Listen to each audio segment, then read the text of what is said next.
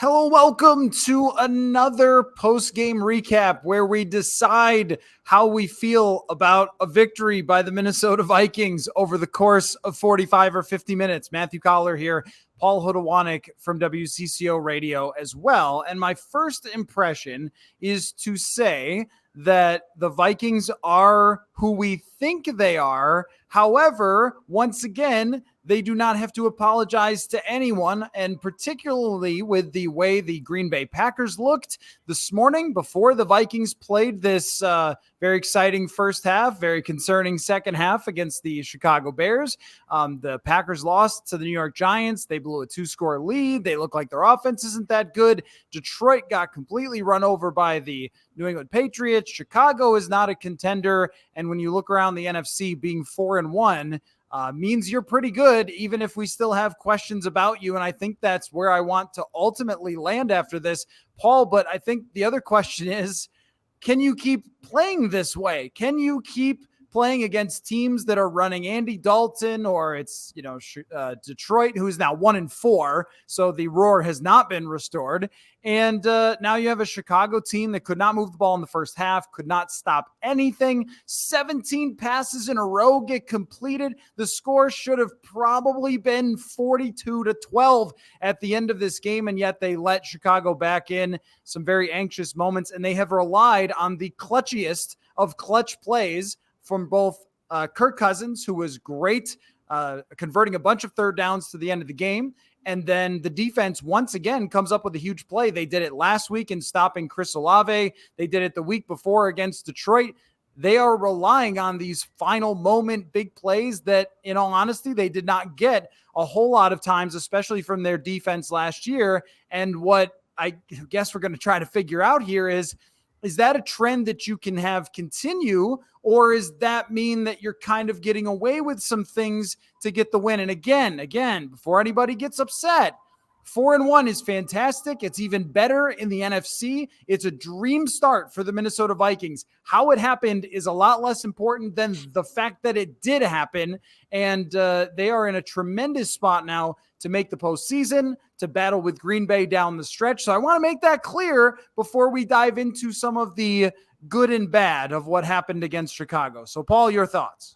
Yeah, the Vikings are now 3-0 in one-score games, and that's a stat usually when you look at the end of the year that kind of levels itself out, or typically from season to season, teams can have extreme win-loss records in 1 year, both directions. I think the broadcast did a good job of showing it today. Last year at this, through 4 games, they were +2 point differential. This year they were +6 point differential. Last year they started 1-3. This year they're 3-1. So those are the slim margins that the Vikings are operating on and have operated on in previous years. The difference is they're just winning these games, and whether that's an increased resilience, whether that's just the roll of the dice kind of bouncing their way a few times here, I guess is still up to be determined. If they keep winning these games, then I think you have to keep pointing it towards they have some resilience that they haven't shown in previous years. Right now, the sample is probably a little too small, but the end result is the same. They're 4-1.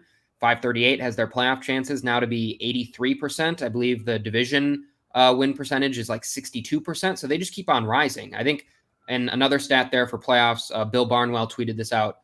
Teams to start 4-1 in a season since 2002, 75 of 100 of those have made the playoffs. And with an expanded playoffs, 6 other teams would have made it. So over 80% of teams when they started 4-1 have made the playoffs when they get to 4-1. That's where the Vikings are. And so that signals a lot of good things for their season so far, but it would be misconstrued to say they've been dominant in those games. They probably could have lost any of these last 3 games, but they didn't. And so you just sit here in one of these post games and you can look at it much more rosy-eyed than you could if Kirk Cousins doesn't make that final drive. But again, they make a big play. Cam Dantzler rips the ball out of Ihmir Smith-Marsette. Maybe you're seeing why the Vikings didn't want to keep Ihmir Smith-Marsette. A couple boneheaded plays there in this game. But yeah, I mean, you can't take away the fact that they're 4-1. There's obviously some elements that maybe feel like it's a little bit of a house of cards situation. But like you mentioned before, they have one of the easiest schedules the rest of the year. They may not be challenged enough for all their deficiencies to really be on display for them to completely fall apart. And at that point, if you have a home game in the playoffs, if you win your division, then you might probably be favored to go to the second round, and then who knows? So the team mathematically is off to a really good start just to put themselves in a position to go one round deeper in the playoffs than they really have been in a while. And so, yeah, 4-1, I guess. I think we're going to keep saying this from week to week is who's going to stop them? Who's going to make them stop doing this? And is it going to be Skylar Thompson next week as Teddy Bridgewater got hurt for Miami? We don't know if Tua has any sort of timeline or if Teddy Bridgewater will be able to come back and start for the Dolphins. But again, kind of another break for them that they're either going to face Tua coming off a severe injury or Teddy Bridgewater coming off a game that he got knocked out of. And then Miami got trucked by the New York Jets. And while Miami has great weapons on offense, both of their receivers are banged up that are their stars, and they have had a defense that has been spotty at times. It won't be easy to go down to Miami, but you're facing a team that's pretty significantly weakened there either way. And then you get a break before you go up against Arizona, a team that's not very impressive. And then it's Washington, a team that's not very impressive at all. So there have been years past where we might have said, hey, if you play defense like that and allow Justin Fields to finish with a higher quarterback rating than Kirk Cousins on the day, who would have predicted that after 30 minutes? After 30 minutes, I made a joke about the longest, and I wasn't kidding, but the longest snack line. And I made a joke about like everybody needs their sugar for the second half to stay awake or whatever, because this could just get really bad. And then suddenly Justin Fields, he gave fuel for everyone in Chicago to be like, well, maybe we do need to give him more time. He looked like Lamar Jackson in the second half of this game versus the Vikings defense. So I want to kind of split it into, why don't we split it into two reaction pods? Let's react first to the second half because we just saw it, and then talk about the first half and everything that got them ahead. In the second half of this game, not only could they not stop Justin Fields from running especially, but they also couldn't stop him from completing passes, moving the ball downfield, having long drives that really controlled things. And the Vikings offense never got back into a rhythm. And it kind of seemed like after they had started out so hot that even toward the end of the first half, there was like a little bit of hesitation. And I don't know what the explanation for that is. They looked so strong in the first half of the game. It looked like Jefferson was going to catch 25 passes. Our friend Sam Ekstrom said to me, I think Sammy White's single game record might be in jeopardy here with the way Justin Jefferson was so unstoppable. They couldn't find him a lot for the second half. It seemed like he barely got the ball at all. Adam Thielen wasn't really a factor in this game. KJ Osborne is, I think, still on the team. But in the second half, they didn't see him a lot. And they got, some significant runs and plays from Dalvin Cook, but the consistency of the offense, I don't know that they've put together two halves at any point during the season. We see the highs and then we saw the lows that allowed Chicago to come back in the game. So which part of that, the struggle to run away from them with by putting the gas pedal down on offense, or the fact that they let Justin Fields, who is struggling so badly, come back in the game? Like which part of that, I guess, as you were watching it, was more unnerving? I think them just letting Justin Fields do whatever he wanted. I mean, when it comes down to it, the Vikings only had three drives in that last half. Like in the second half, they only had three drives. They had the touchdown drive and then the missed field goal right off the onside kick, which they probably should have gotten more out of, but they still got them in a chance to kick a field goal, and then they miss. And then the Kirk Cousins interception. Those are the only two offensive drives there in the second half. And a lot of that was because Justin Fields was just on the field for a long time, creating things with his legs. They just let him break contain way too many times. I mean, we know the pedigree of Justin Fields, but coming into this game, he had been downright horrific this year. He was the worst graded quarterback by PFF. He was being sacked at a league high rate when he was getting pressured. He was sacked on average 4 times per game. The Vikings only got to him twice in this game. Like, all the advanced metrics just showed that Fields wasn't playing very well, and he was scrambling a little bit, but he wasn't showing this explosiveness and doing it with this amount of ease. And so, like, it's not a stretch to say Fields was like the worst starting quarterback of the NFL through 4 games, and you made him look like he had one of his career best days. And so are you putting that on Justin Fields finally figuring some things out, or is that on the Vikings defense? I tend to lean towards the Vikings defense because they allowed those underneath throws if he wants to take them. There were way too many throws where he was just finding guys that were wide open. And then whether they were rushing him or not with extra bodies, he was finding rush lanes to get out and hurt them with his legs. Like, he looked like, you mentioned Lamar Jackson, or like RG3 way back in the day against the Vikings, where you just feel like you're hopeless in those scenarios. And he hasn't done that at any other point throughout this season. And so it's not like he got wide receivers back that helped him here, or the offensive line was much healthier than it had been. This is the same Bears team that has struggled week in and week out on offense. So for him to kind of just seemingly flip a light and suddenly kind of go gangbusters, like that's not what you want to see from this defense. And I think it continues to show the porousness of the defense. Now, obviously, the Vikings score on any one of those drives, the game is maybe too far out of hand for anything to matter. So that's certainly something that needs to be discussed. The offense doesn't get no blame. They've only scored 6 points in third quarters this year through 5 games. Like 2 field goals is all they have to show for in third quarters of their season so far. That's not good. You're forcing yourself to have to score at the end of the game. But generally, I saw the second half more as a defensive blunder than maybe I did the offense.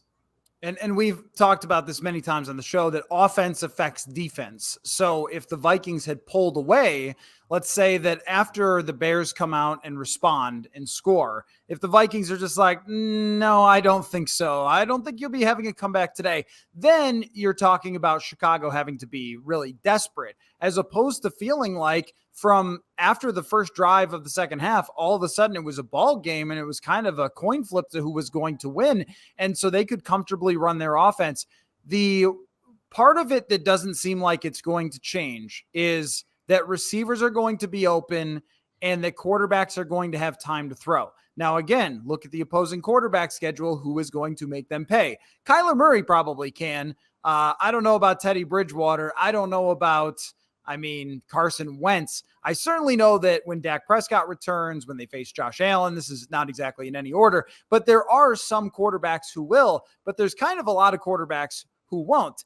Justin Fields today actually did. He found a lot of receivers underneath, but in part because, and I'll be very interested to look at the pressure numbers from PFF tomorrow, there was just no pressure on him. He had all sorts of time, and even somebody who is a little discombobulated and a little flustered back there, if they are comfortable setting and throwing, they're going to find people open and make plays. And that's exactly what Fields did. I also thought that it should be a major element of their game plan to try to contain him in the pocket. And they were not able to do that at all. And the Vikings just got bailed out a bunch of times in this game. I mean, the block in the back, which Cam Dantzler admitted that he flopped on, by the way, the block in the back was probably not even a great call by the refs. Also a silly decision by Ihmir Smith-Marsette. Not his most silly decision of the day, but certainly a silly decision by him to block Dantzler in the back to begin with, because otherwise Justin Fields is probably going for a touchdown anyway. And so they couldn't stop what the Bears had as their biggest threat, which was him on the ground, aside from their running game. And then they gave him a lot of opportunities. I don't think this team has a pass rush, just like full stop. And I don't think it's ever going to have a pass rush. So they really need exactly what they got today, which again, another mistake by Ihmir Smith-Marsette, but also a tremendous, tremendous play by Cam Dantzler, who the last 2 weeks has elevated his game kind of to what we thought he could be when he was a rookie, which is somebody who makes big plays. He's got a great natural instinct for the game. He got juked out a bit, but then recovered. I have no idea why Ihmir Smith-Marsette didn't step out of bounds. Probably because the Vikings had some questions about his football IQ. Is one of the reasons they moved on. But they have to rely on big plays happening. They got a big play against New Orleans where they got a stop at the end, but also there was the fumble that they caused from Andy Dalton. That's what they're going to have to rely on, because teams are going to control the ball. Teams are going to have comfortable quarterbacks. They're going to move the ball. And so you also have to answer on the offensive side. Like, there are kind of workarounds here, but I don't think fundamentally it changes. They pressured him way less than I thought. This is one of the worst offensive lines in the entire league. And they still, even in sort of pin your ears back situations, they still could not get after him. So I think that was the cause of why they were able to come back, combined with not making them pay on offense. And on the offensive side, I don't know. I think it's just kind of who they are and who they've always been and who they're going to be. Because and we can sort of switch to talk about what really worked for them. I was so impressed with the opening script. So impressed. It was like, yes, this is it. The bootlegs putting some extra tight ends in there, getting Justin Jefferson space to run wide open against zones and just going to him and saying like, stop us, I dare you on offense with Justin Jefferson. We are going to throw to him every single play until you make a stop, and then mixing in the run game off of the passing game as opposed to the other way around, which was very effective with Dalvin Cook. But for whatever reason, and this was a trend last year as well, when they've gotten off of that initial script where they've been so successful, there have just been times where there's a lack of comfort, people not on the same page. The interception is just like such an unacceptable play in that situation where you're still like in control of that game, relatively speaking. And then I'm not sure what happened, if it was a misunderstanding or whatever else it might be. And still, when we look at the end of the day at the box score and we're going, all right, KJ Osborne, 41 yards, Adam Thielen, 27 yards.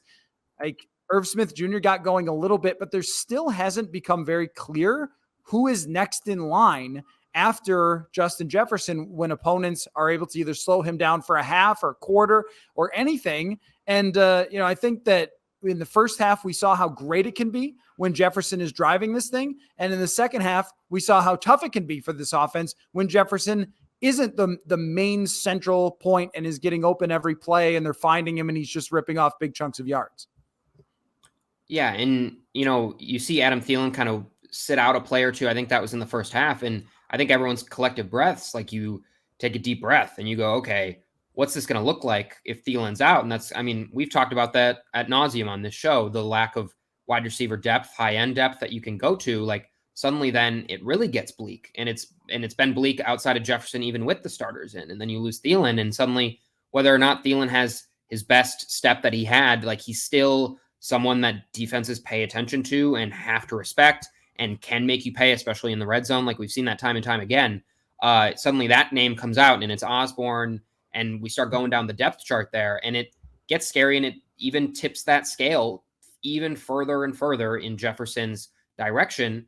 And he's going to catch him and he's going to do his best, but like the defense can triple team him at sometimes, which they did. You can find ways if you're really, really, really going to try to take away Jefferson. We've seen that in past weeks. And then when you trust Marshawn Lattimore to go with him one-on-one, like he's going to burn you. And it probably went in the Vikings' favor that the Saints had a really lockdown corner they felt could take away Jefferson, because I'm not sure any cornerback can take away Jefferson. So if you ever have a team that has the hubris to think they can, that falls right in your lap.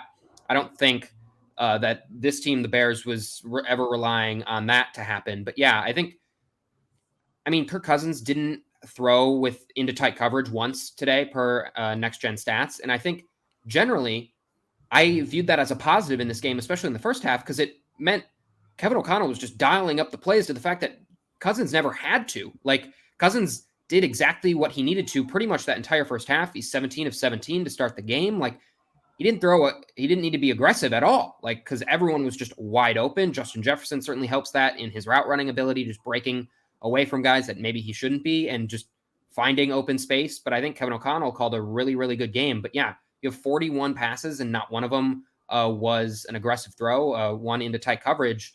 Cousins' ADOT was 4.5, average depth of the target was 4.5 yards. So he was kind of dinking and dunking, but for the most part, that was kind of how the offense wanted to operate today, and it worked really, really well. So normally I would go at him for his aggressiveness or criticize him, but I think in this game it was more, man, Kevin O'Connell, you're calling a really, really solid game in the first half. And then, yeah, first drive of the second half, you have perfect field position with the onside kick, and you just can't kind of convert there. And then Cousins has the boneheaded play where it looked like they may start driving again on that drive after Justin Jefferson gets defensive holding call on him to move the sticks on fourth down. So it was just these one or two things that really sidelined them in the second half. And then obviously they have that really, really nice 17 play, 75-yard drive. So I've been kind of puzzled by the offense at times throughout the last couple games. I'm not sure this one is as egregious as it has been in past games, but like any other game that Cousins is going to have, he's going to have those one or two throws where it leaves you scratching your head. And the Vikings still, and you can see it, they still don't have a really, really good playmaker outside of Justin Jefferson that is really, I don't know if we have a Adam Thielen 130-yard game in store. Like, I'm not sure we have that second wide receiver goes off game that we may have had in previous years. And so I think that's gonna maybe come back to bite him at some point. But as we keep going back to it all depends on who's gonna expose them for that. And it hasn't happened yet. Okay, I'm trying to do some quick math here. What's 41 minus 13? Real fast, Paul. 28. 28. Well done. Well done. Thank you. All right, now I'll get you this number. Okay. Throwing to Justin Jefferson 13 times for 154 yards. That doesn't take tough math. That's about 9.5 yards per attempt. Throwing to anyone else, 5 yards an attempt. That has been the story of the season so far for the Minnesota Vikings, is if they are throwing to Justin Jefferson, they are wildly successful. And if he's rolling, then they're just crushing. Like that no one can stop them. When they have drives where they go to him and he succeeds, there's no stopping it. But when they don't, they have not had really any success at all. And again, they ran the ball well today. Dalvin Cook, this was probably the quickest he's looked, actually. 5.2 yards per rush. Yeah, in a little while. Still didn't break a big one where you thought there were some chances, but he had a really good day in running against the Bears, probably because their strategy was to make sure they didn't get destroyed by Justin Jefferson, which in the second half of the game they didn't. In the first half they did. But when you are averaging 10 yards a throw to Jefferson and 5 yards a throw to everybody else, it's like that gap has to close a little bit. And when you said 4.5 yards per depth of target, like, wow. I mean, the top of the league is, about like 12 average depth of target. And the middle of the league is more like 9. And you're talking about half that. Like, this really is kind of an Alex Smith, Kansas City Chiefs looking like offense at this moment. It is not aggressive down the field, almost really at all. And I wonder if that can change or not. It doesn't seem like it. Like, we've got a pretty big sample size now of this being who they're going to be on offense, which I think is okay if they continue to have the big drives when they're called upon, continue to win in the other areas and get some big plays on defense and then get a few breaks. There was another reason, by the way, and it has to be mentioned, why Chicago was back in the game. The special teams of Matt Daniels today had its worst day by a lot. And the funny part is that everybody was writing their Matt Daniels articles this week, including me, although the kickoff unit was fine, which is what I focused on. So there is a point to be made there. And also, I don't blame the special teams coordinator for a 15-yard punt. I have no idea. Although as a golfer, I do get it, because you have seen me do just whatever he did numerous times when you and I have gone golfing. Jalen Reagor fumbled the ball. They missed 2 field goals. Like, if they have a good special teams day, which going into this game, they had one of the best special teams units in the league, I think that maybe it's a little harder for the Bears than it was on this day. You get a couple of field goals. Things are way less interesting at the end of this game than they ended up turning out being. Both of them are 50 plus. That's a lot to ask, but also Greg Joseph has not carried over the training camp 50 plus yard. Maybe I jinxed him, like people accused us that we were reporting he kept making those field goals and people said we jinxed him. But I wonder if they'll keep dialing those up, by the way, because now we're talking about quite a few in US Bank Stadium that Greg Joseph has not been able to put through. So I think that's part of it too. And I also wonder about just like, is this the type of team that's going to pull away from anybody? The teams like Buffalo, for example, I looked up at Buffalo's score and I was like, oh, okay, we're going to have the equal score here. What was it, 38-3 or something? Like, oh, that's going to happen here. Buffalo has an offense that could pull away from teams, and they've done it a couple times this year, and just smack the heck out of them and keep them down. They have a defense to keep them down. Like, that's the best team in the league. That's the gold standard. Right. That's just probably not what you have here. And so a lot of these games are going to look like this. And what I would say is that when you start out at 4-1 and a lot of the games look like this, it's quite charming. It's like, oh, well, there's a lot of really fun games and big wins, and everybody gets to walk out of here and go like, what a game that was. And if they start going the other way at some point, there's going to be some disappointments, because you won't find a team with less talent overall outside of maybe the Houston Texans in the entire NFL than the Chicago Bears. So that means that teams we expect them to beat are going to hang around in these games, but they also have the players to make plays to win them. That doesn't mean that Kirk Cousins will lead game-winning drives in every win the rest of the season. But there have been teams that have done this, that sort of live on the razor's edge and get 8-game winning drives in a season or something like that to reach the playoffs. So I think that you can survive some of the shortcomings you've had, come out of all of this mostly healthy, which is a massive deal for this team, that there were no major injuries today. I think Ty Chandler got banged up and Caleb Evans, but that was it. Guys who play on special teams. So they have all their key players that are mostly healthy, and they have enough talent that I think it was Harrison Phillips who talked about, or maybe it was Harrison Smith in the locker room. They talked about having players who were either really experienced and had been there in big moments before, or guys who were talented and were sort of up and coming and growing in their careers. And that's why he thinks it will kind of continue to go on and get better and so forth. And I think that that's possible. I don't think it's possible to win every game where you blow a lead or every game on a double doink or on a why don't you run out of bounds Amir Smith-Marset play.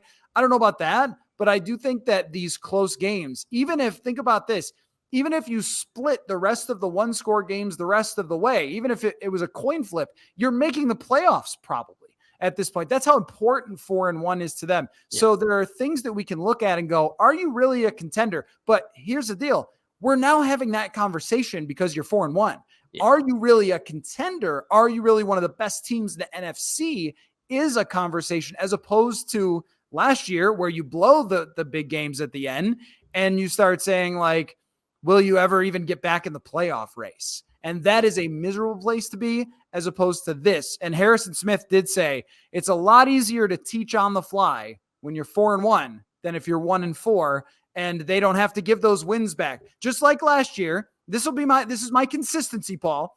Last year, I was like, you guys keep talking about the close wins, like they don't give you a prize. Well, the same thing, I will say, you don't have to give them back. Just because we break down everything that happened and wonder about, will it go this way or this way? You don't have to give them back. And I agree with what he's saying. It's easier to teach on the fly. But I also think some things about this team just aren't going to change. And them playing close games against just about everybody probably won't change. Yeah. And I think notably, like, they were coming back from London for this game. That obviously, I'm sure, had a little bit of an effect on them too. So they're able to get a win in London, come back, deal with that, then get a win here. That's about as well as you're hoping that stretch can go. They saved their bye for later on in the season. So that gamble a little bit worked out. And I would have expected maybe to see their fatigue maybe right at the beginning of the game, but maybe some of that fatigue came in and set in the second half. But yeah, you mentioned just quickly on the being healthy. I believe they're the second healthiest team in the NFL in terms of how much wins above replacement they've lost per game. So they're staying relatively healthy. And I don't know if we've necessarily given them the kudos for that last drive that they went on and scored, because they're 5 for 5 on third down in that drive. They were 12 for 15 on third downs in this game. So really, really good in those situational spots. Kirk Cousins makes a first down with his legs at one point and maneuvered around the pocket. That's a play we don't see him making much, where pressure's kind of closing in on him from all sides, and he's maneuvering not only vertically but laterally to get around oncoming defenders and then get an outstretch and get there for a first down. And then they get the Madison one later in the drive where Cousins placed that ball really, really well. Madison's running a wheel route, and he could have thrown it kind of hit to his outside shoulder, which is traditionally maybe how that play would have gone, but that would have taken him towards the sideline and laterally, where maybe he's not making the first down. He makes Madison turn his body and kind of move forward to catch that ball, and he just gets over into the first down. Like, those are those small little margins, and those margins you have to convert on when you let a team back in, but ones that you did convert on in that last drive, they were really, really good on that last drive. They soaked so much clock. They're 17 plays. I don't know. That probably is their longest of the season so far. And then Kirk Cousins can scramble one in. They make a good 2-point play to get to the 3-point lead. So I don't know if we really went into that drive specifically, but put together a really, really strong final drive to get that win. Yeah. And I mean, overall, like the overall numbers are pretty dominating on the Vikings side. 36 minutes. I mean, a lot of that is that huge long drive They would have in the 2-point conversion is big too, because they would have left the door open for a potential game winning drive for Chicago. And in terms of your odds to win, to convert that, and at the goal line and in scoring position, they were so much better this week than they were last week, which is why, sometimes you can't overreact to one game where you're bad in the red zone and you just didn't execute. But one of the things Kevin O'Connell seemed to do in this game was simplify things a little bit, a little pop pass to Jalen Reagor, those plays where guys are moving left to right, those motions and stuff like that, those go in for touchdowns all the time. To me, that's one of the most effective plays in the NFL. So that little pop pass, that works out great. And just handing the ball to Dalvin Cook, like sometimes it's no more complicated than that. Like you can say, oh, I've drawn up this brilliant play and everything else. Like, right, but maybe you should just hand it off to Dalvin Cook, who, we talk about losing a step a little bit, but still a tremendous running back and makes lots of guys miss and runs through tackles and is still powerful and everything else. Like we've seen a lot of teams, and the Packers included, where you should just run the ball. The Packers not running the ball against the Giants, 3rd and 2, 4th and 2. Like, why? You have A.J. Dillon who weighs 1,000 pounds. He's like a Mack truck and you're passing. So that didn't make much sense. They didn't overthink it when it came to the red zone and executed extremely well. And that's why this game can be well defined, I think, is just a Jekyll and Hyde game, where if you want to talk about the things they did well, there was a lot they did well, offensively, especially over 400 yards in this game. And then there are other things that just left you kind of scratching your head, like, why wasn't this going the way it was? And I think the same thing exists for the New Orleans game last week. You get up, 16-7. You can't run away from a team. You kind of open the door for them to come back. They do. They make it interesting. And it was certainly more compelling than I expected it to be. So I'm not complaining about that. But when it's a team like this, that you're so decidedly better than in Chicago and could be drafting number 1 next year or number 2, somewhere in there, because they've got the one win in the muck and then another win against the Texans. So that's who you're going up against. So when your opponent is that poor, you just expect to continue to pull away from them and not let them back in the game. And I don't think it's a killer mentality or anything like that, because they've come through in a lot of big moments. I don't think it's because they're nervous because of their coach, because that was a storyline from before. I think it's just simply who they are, that putting together complete offensive performances, complete defensive performances is not really something they're capable of. It kind of reminds me of a lot of baseball teams, where from month to month in baseball, you'll have a team get really hot with their bullpen or something. And like, wow, we're closing out every game, but they're not hitting this month. Darn. And then the next month, because they've got up and down hitters, oh, wow, we're hitting all these home runs, but Timmy has blown a bunch of saves. Like, that's kind of how this team is. And when those two things converge, you're quite good. But so far, we haven't really seen them converge for a whole game outside of the opener against Green Bay.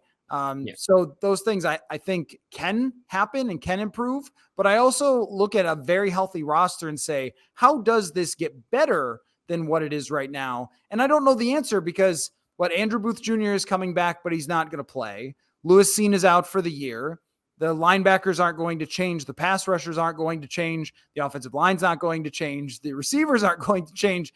And I also don't think that there is a magic wand to wave as far as offensively goes to stop this from happening. But still, I have to wonder if there is something to be done schematically to get other receivers the ball. And that may be the solution. It's like you are that close of Adam Thielen and KJ Osborne getting it going to having more than you have there now. And maybe there's a possibility of that over the next couple of weeks when they play, I think, defenses that are questionable in Miami, Arizona, and especially Washington. So, I think that for the first time, Paul, I'm going to make a declaration here. I'm ready. Everybody just wait for it. Just give me a quick pause. You got time. Mm-hmm. I think the Vikings are interesting. I don't think they've been interesting during the season. They have in the offseason, but not in the regular season. I don't believe they've been an interesting football team since we started Purple Insider, Paul, in 2020, not during the season, because they were so bad right off the bat in 2020. And Jefferson was fun to watch, get going and talk about and everything else, but they were only briefly in the hunt and then fell out of that. And last year, same kind of deal. They were interesting because of the off-field battles between the coach and the quarterback, but they were not interesting as a team because we knew exactly what they were. We knew that they weren't going to change. We knew what their shortcomings were. And we knew that when they got to a big game, that they would ultimately let everybody down and miss the playoffs. Like, we just knew that from day one. I don't know where this goes, as much as I know it's going to have its rocky moments probably from what we've seen. But I think that even on a national scale of the entire league, when you look around and start talking about most interesting teams in the league based on where they could go and what they've done so far, I think the Vikings belong in that conversation. How about that? Reaction? Yeah, I mean, I think you're right. I think, would it shock us if it ends up kind of looking like it has in the past? No, but I think for the first time, that isn't like an 80% chance of being like that happening. Like last year, there weren't a lot of outcomes that looked much different than what ended up happening to them. And I think this year you see a scenario now 4-1 with an easy schedule upcoming where they win these next two games. And then maybe they can beat one of Buffalo or Dallas. And they're suddenly in the upper echelon of, yeah, this team's probably going to win the NFC North. And maybe they're fighting for something further than that. And then when you get to the playoffs, who knows at that point. But yeah, I think there's certainly more positive outcomes that could be on the horizon for this team than I think we've seen in past years. It's more interesting just because you don't have the same regime in place. So you don't know exactly how it's going to pan out. Kevin O'Connell could be really, really good, or maybe he falls down to earth. Like there are more possibilities with this team in both directions, I think, because now you're 4-1, and whether or not you won those games convincingly or kind of the way they have, you're 4-1 regardless. Fans are going to get super, super excited, as they should, being 4-1. With that comes a lot of chance for disappointment if you don't live up to expectations. And although the Dolphins look not great with Teddy even going out of the game today with an injury, I don't know if he's going to be back for next week. You'd hope so for his sake. And it looked like he was cleared of everything, so I would assume he's back. And then Arizona, I don't think it can be overstated how bad New Orleans was last week with all the guys that were out, and then how bad Chicago's roster is. You beat two pretty bottom of the barrel teams, and although the Cardinals look like they're a mess, they still have Kyler. They're going to have DeAndre Hopkins at that point. They're going to have Hollywood Brown. That's more talent than you've seen on the field really since the Eagles game. So if we're talking about really thin margins, those are teams that maybe can't make you pay to the tune that the Eagles did, but can certainly make you pay in winning a close game, a 3-point game. So I think it's just interesting in that way. I think the offense has shown itself it can be more explosive than it has been. So there's kind of these little glimmers of optimism that you wonder, if they really hone in on this specific thing, this could really elevate them. The offensive line is this is another post-game pod where we're coming and we're not having to talk about a horrible offensive line performance. I will have to see kind of what all the numbers bear out, but it didn't look like they had a horrible game either. So it's just some of these building blocks, some of the things that had hurt Vikings teams in the past, like the offensive line, are starting to slowly get fixed. And so I think certainly if you're a Vikings fan, a lot more reason for optimism, but as your hopes get higher and higher, that makes you more emotionally vulnerable. But I think that's kind of the ride that you'd rather be on. You don't want to be the kind of dead inside fan that you feel like you probably could have been for the Vikings the last couple of years when it didn't feel like they had a ton of hope. Oh, we have no emotions on this show, Paul. No, none. We are dead inside. We are not For emotionally sure. vulnerable. However, we are in tune with what Vikings fans think, and you get to be 4-1 at this point, so you don't have to apologize to anyone for that. Yeah. And also, you think about it. Let's do some quick math here. More math. All right. So they're 4-1 right now. How many games are left, Paul? 4-1. 12 games left. Okay, that's correct. So if they were to, let's say that who they are deep in their hearts is a 500 team. If they go 500 the rest of the way, you are 10-7. You are competing for the division with a Packers team that's clearly just not going to find it all of a sudden.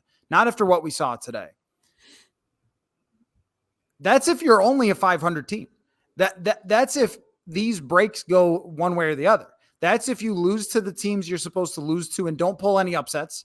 That if you don't, beating Buffalo seems near impossible in Buffalo in November, nonetheless, which is it's a little different weather there. It could be bad, and they're built for that. So okay, that one's tough. Dallas is going to be really tough. I think they're a legitimate team, and we'll have Dak Prescott back.